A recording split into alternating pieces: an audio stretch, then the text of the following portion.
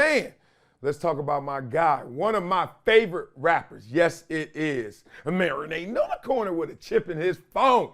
E-40, longtime Warriors fan, we know who he is, was ejected. Yeah, I said a fan was ejected from the Warriors game against Sacramento, and he says racial bias played a role in the incident. Let's get the facts out there so we can give our opinions. League sources said that E-40 was standing excessively throughout the game. Didn't know they had a measurement for that, but we're going to talk through this, right? Blocking the view of spectators, and one white woman was repeatedly yelling toward E-40 to sit down. Now, she's a white woman in this report because it's racial bias being claimed, correct? Not just a woman. All right, which led to a verbal back and forth between the two. King Security says they received multiple complaints. Oh, more than one person. Now, I've been a person who's been complained against so many times. I'll give you this quick story. Freshman year, I had 107 noise complaints in week 1 because I was playing my radio too damn loud, too much Dr. Dre. You know how many people came to me and complained? 1. 106 others just went straight to the RA or to the dean. So all these multiple complaints is giving me pause because I'm like, dog, he right there, but y'all telling security. Maybe that's just proper protocol. Okay, so those multiple complaints gave E-40 a warning, security said on Saturday night, and Warrior security ultimately escorted him from his seat to avoid further issue. Sources close to E-40 have told people that he had never received that warning. And here's what you should also know, that Earl Stevens, my guy, was ejected in the 4th quarter. And you can see him on social media with the King security and fans arguing, right? You can see also players getting involved with it in the conversation, et cetera, et cetera, et cetera. He wants the Kings to investigate, quote, the appalling conduct that transpired. All right.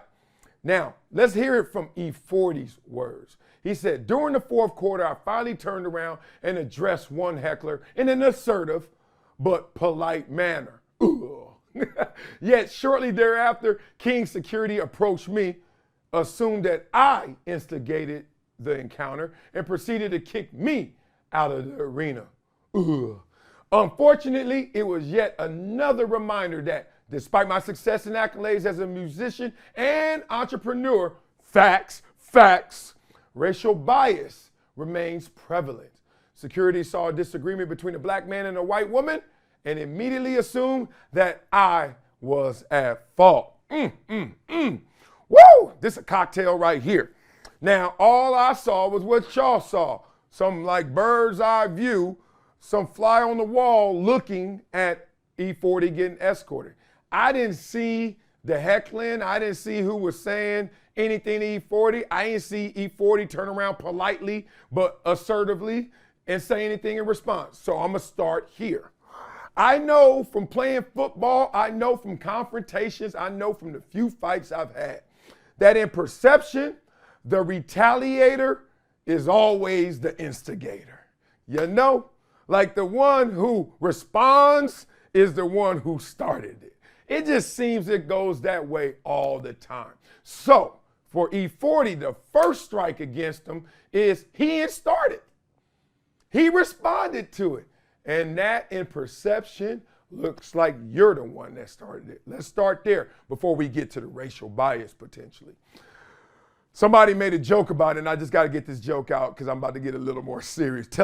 He said the white lady told him where to go. Told him where to go. I was like, that is not funny, but I had to get it out. Okay, so now I'm at a game. Imagine E-40 is standing excessively, which I don't think is a thing. Tell me if y'all agree with me. I always buy my tickets with the understanding of where I sit, I'm at the mercy of the people in front of me. Do y'all? I know I do. If I'm in the 3rd row, I'm like, row 1 and 2, I hope they cool. I hope that they all right. I hope that they like to sit more than stand. You know why I take notice of that? Because I'm a big dude. And every time I go to a game, I feel bad if it's a little itty bitty behind me. Matter of fact, They feel so bad, they rearrange their seats half the time.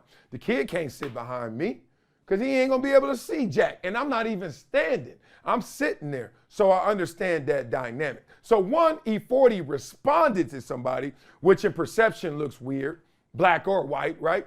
Two, man, you standing a lot and you are in the right. So far, E-40, 2 points, white woman, 0, right? So now, why does this flip on E-40? How does he get ejected when he's done nothing wrong so far on the score sheet? Let's talk about this. When she made her complaints and others made their complaints and they came to E-40, the response in that moment was it racial bias. And let's talk through the racial bias of it. Does she tell security if someone is standing excessively and they're white? Let's answer that. Let's answer that honestly. Because I know that I've seen white people get kicked out of arenas before, so that's not answering this. I've seen white people stand and people will be like, sit down. But I've also seen them stand and people haven't said jack. I stand at games. I got front row seats at the Chargers game. Not one person's ever said, sit down, Wiley. Is it because I'm famous and black? Because E-40 is more famous than me. Get me? So does she tell security if it's a white guy? And more importantly, does security respond with the same level of, let's just say, curiosity, intensity, force, as if that was a white guy? Did they give E-40 a little extra hot sauce because he's black? Did they give him some extra hot sauce because he's a celebrity? Or did they take some off because he's a celebrity? What I'm trying to narrow down is the racial bias element. Because everybody who goes to a game hates the person in front of them that stands when you want to sit. That could be entitlement to her. She could be entitled because she's just basically saying, sit your ass down because I'm sitting down. But would she feel that same way if he were white is the conversation. I wish I had an answer, y'all. But I know that E-40 certainly should win anything that comes from this, whatever should come from this. He already lost out in the moment of finishing the game there, got ejected in the fourth quarter, so little game left, but still, he was there and couldn't finish out watching that game in seats that he paid his hard-earned money for. Racial bias, damn it. This is my verdict on this one. I don't think it was racial bias unless she says something, unless she leaked something else. Because why would you be mad at him and take it out on him because he's black when most people actually want to take it less and easier on E-40 because he's E-40? Like, I don't know if she knows that, but somebody in that section knew who that was. Somebody in that section like, yo, that dude courtside, dude's famous. Somebody had to hip her to the game. So was it racial bias? That was a simple play, but I don't think the deep play is that. I think the deep play is people don't like people standing up in front, but they don't ever complain either. So why did she complain? My judgment is E-40, you win. Not on the grounds of racial bias, but because your ass was in front of her and she didn't get what she wanted, what her entitled ass. Maybe that makes E-40 smile, but long story short, I still think he wins that one. Wow, that was a thought bubble right there, because I want to say, yes, it was racial, but damn, I need more evidence.